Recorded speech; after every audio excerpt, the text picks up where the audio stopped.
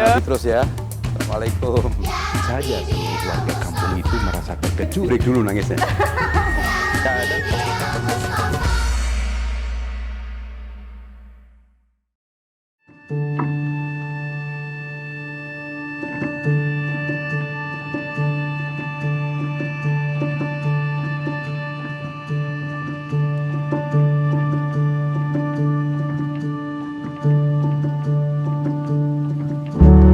Iya, saya lahir pada tanggal 13 Maret 1966 di kota Solo.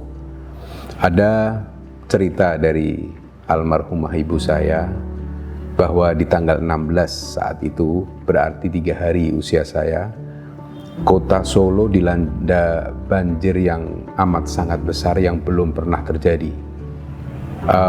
Banjir pada saat itu ketinggiannya sampai 4 meter.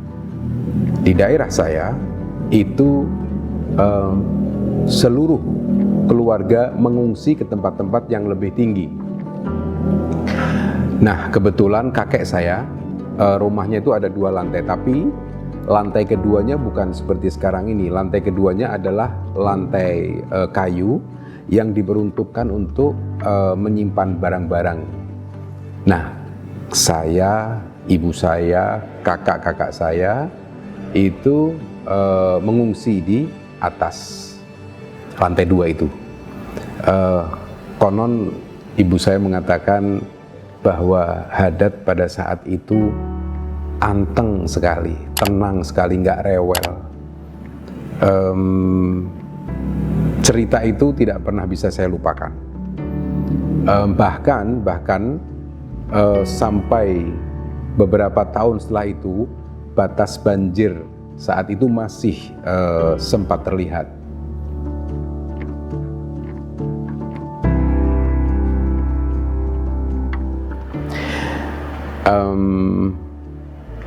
Sekali lagi cerita dari almarhumah ibu saya. Kebetulan ibu saya itu senang bersenandung. Ketika memasak bersenandung, ketika menyulam itu dengan bersenandung. Tentunya yang disenandungkan adalah sholawat-sholawat, tetapi sholawat-sholawat ini sholawat-sholawat yang kuno, yang lama, bukan sholawat-sholawat yang baru. Ketika saya usia kurang lebih 9 tahun, saya ingat saya ke sebuah pasar yang kebetulan pasar itu terkenal di Indonesia, Pasar Klewer. Pasar Klewer itu menjual bahan-bahan batik dan sebagainya, tapi di pinggiran-pinggirannya itu macam-macam yang dijual. Nah, ada satu kios yang dia menjual kitab-kitab, salah satunya itu kumpulan kitab-kitab sholawat. Saya ingat, saya membeli kitab itu seharga Rp25. Itu isinya kumpulan sholawat-sholawat. Nah, dari situ saya sering membaca, terus saya tanya dengan ibu saya, ini lagunya gimana dan sebagainya.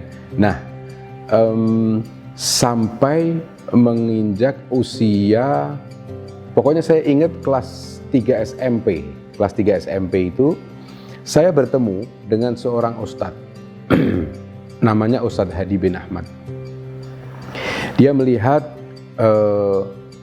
saya ada kecenderungan melantunkan sholawat.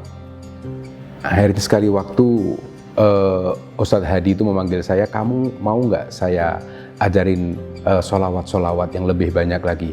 Tentu mau, memang saya suka. Saya ingat setiap hari Senin setelah sholat asar dan setiap hari Kamis setelah sholat asar, saya digandeng tangan saya naik di masjid di Solo itu, namanya Masjid Biropaten. Itu di lantai 2, sepi, nggak ada orang, cuma saya dengan Ustadz Hadi almarhum itu, semoga Allah rahmati beliau. Nah, dari situ saya mendapatkan banyak lagu-lagu sholawat yang diajarkan oleh beliau. Nah, setelah itu pada saat itu memang saya ada kecenderungan qiro, jadi saya belajar menjadi qori gitu. Alhamdulillah saya juara kelas anak-anak 1 kali Jawa Tengah, kelas remaja 1 kali di Jawa Tengah. Nah, seringlah saya diundang-undang, termasuk untuk membacakan sholawat. Itu berjalan terus, namanya hobi, namanya kesukaan. Saya bersenandung sampai sedemikian rupa, agak terlupakan itu ketika saya kuliah. Saya kuliah sampai saya bekerja, sampai saya menikah. Ketika saya sudah memiliki 2 orang anak, ada timbul rasa untuk merekam suara saya di studio. Pada saat itu saya merekam tanpa musik, saya hanya merekam membawakan sholawat tanpa diiringi musik. Nah ini yang merubah perjalanan cerita tentang diri saya. Lucu memang, cerita tentang kitab yang saya beli tadi itu diawali dari ada kumpulan sholawat yang sudah lama yang tidak pakai cover. Nah saya berebut dengan kakak lelaki saya yang ngotot, dia ingin membaca dulu, bukan memiliki tapi duluan gitu. Tetapi waktu yang saya perlukan untuk belajar itu kan lebih banyak. Akhirnya ibu saya mengatakan pada saya, sudahlah, ini Umi kasih uang beli di Klewer sana. Saya ingat pulang sekolah saya naik sepeda, saya beli buku itu. Pulang saya dengan bahagianya saya katakan kepada kakak saya, nih saya sekarang sudah punya buku sendiri. Saya katakan kepada dia, ini saya sudah beli dengan harga Rp25. Tahun 1975 saya masih ingat itu.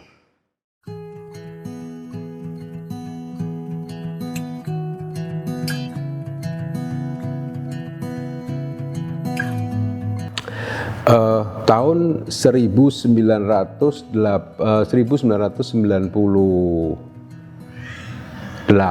akhir mungkin, atau 99 awal, saya bertemu dengan seorang yang bernama Haidar Yahya. Saya cari dia. Kenapa saya cari dia?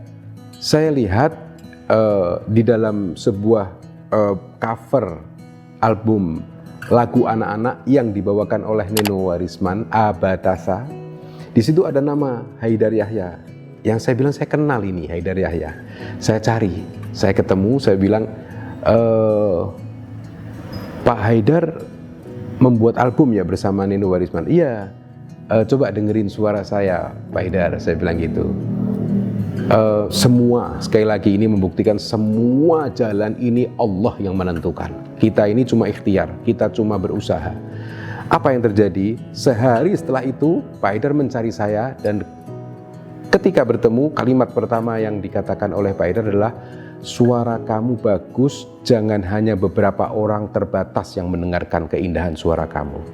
Maksudnya gimana Pak Haidar? Kita buat sebuah album.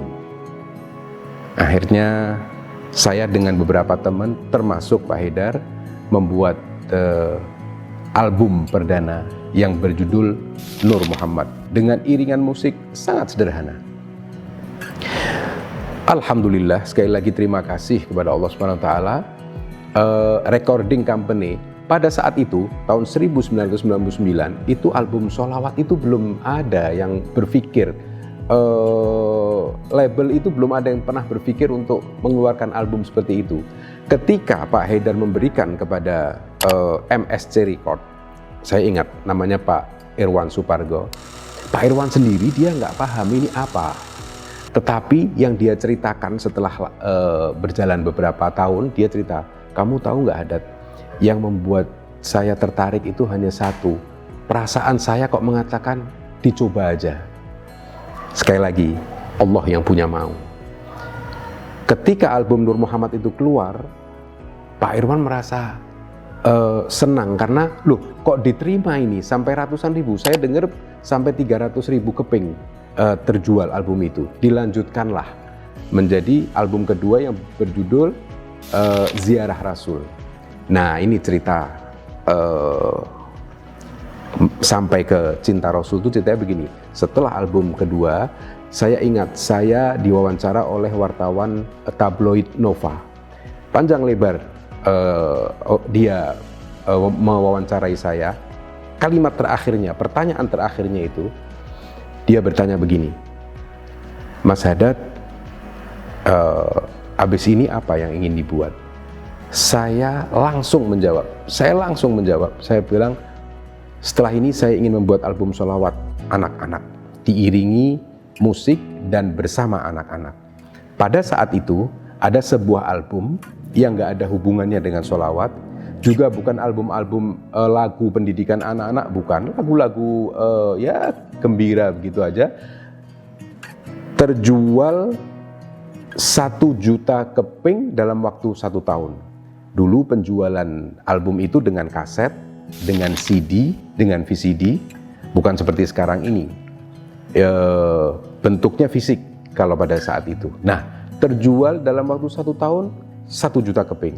Pada saat itu saya katakan kepada wartawan Nova, saya bilang kalau album sholawat bisa terjual 1 juta keping dalam waktu 1 tahun, kita bisa berharap dari anak-anak bangsa ini. Saya katakan seperti itu. Sebulan setelah itu, saya sampaikan kepada Pak Haidar Yahya dan teman-teman, saya ingin membuat album sholawat anak-anak. Nah, proseslah musik dibuat. Musik sedemikian rupa dibuat, kira-kira ada 3-4 bulan, saya dan Alwi Husin pada saat itu yang membuat musiknya. Selesai, baru saya berpikir anak-anak siapa ini yang akan menemani saya. Belum berpikir untuk siapa yang akan fit bersama saya atau duet bersama saya, belum terpikir, baru berpikir backing vokal. Nah, saya teringat di Solo itu saya tahun 95 saya hijrah, saya pindah ke Jakarta. Saya ingin mencoba untuk melakukan sesuatu, merubah taraf ekonomi saya. Nah, tetapi waktu saya di Solo, saya dan kawan-kawan membentuk sebuah yayasan namanya Al-Ihya. Di situ saya dan teman-teman mendidik anak-anak tambahan pelajaran dari kelas 1 SD sampai kelas 6 SD. Saya telepon teman saya, tolong siapkan kira-kira 15-20 anak backing vokal, saya kasih contohnya untuk dilatih. Dilatihlah kira-kira 2-3 minggu. Pada saatnya mau merekam di Jogja, saya datang, saya bilang kepada teman saya, nanti tolong siapkan 3 anak, siapa tahu dari 3 anak ini bisa saya pilih yang mendampingi saya, yang duet bersama saya. Tapi saya berpikir kalau toh nggak ada, sudah saya sendiri, nanti backing vokalnya anak-anak. Ketika saya sampai di Solo, saya melihat 3 anak, salah satunya Sulis. Sekali lagi subhanallah, maha suci Allah, bahwa semua yang mengatur adalah Allah, yang menggerakkan hati adalah Allah. Ketika saya mendengar suaranya Sulis, saat itu juga saya nggak pakai ada reserver lagi, saya bilang ini anaknya. Kenapa? Saya melihatnya polos penyampaiannya, makhrajnya bagus, performanya juga menarik. Saya latih Sulis apa yang harus dibawakan. Pada waktunya berangkatlah ke Jogja bersama anak-anak backing vokal itu. Diisi backing vokal, diisi vokalnya Sulis. Kalau vokal saya di Jakarta mengisinya. Nah, selesai itu dibuatkanlah klipnya. Menurut saya klipnya juga cukup sederhana pada saat itu. Di luar dugaan, yang tadinya saya berharap 1 tahun terjual 1 juta keping, dalam waktu 5 bulan terjual 1 juta keping, dan bulan ke-6-nya, jadi pada saat proses ini, saya juga mempersiapkan volume 2 Cinta Rasulnya. Itu yang terkenal di Cinta Rasul 1 kan Ya Thayyibah dan Al-I'tiraf. Di album kedua lagu Umi, tentu pemirsa ingat lagu-lagu itu. Ramadan keluar lagi Umi, ternyata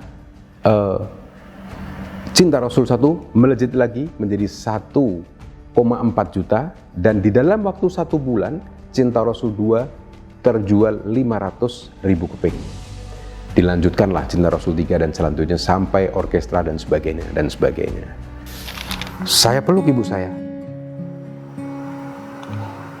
Saya menangis di pangkuan ibu saya. Saya masih ingat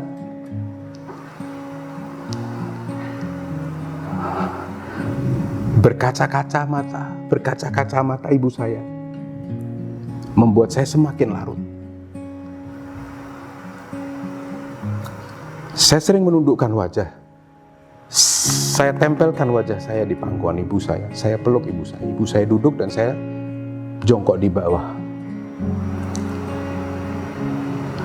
Saya merasa bahagia. saya bisa mengekspresikan sayang saya kepada ibu saya.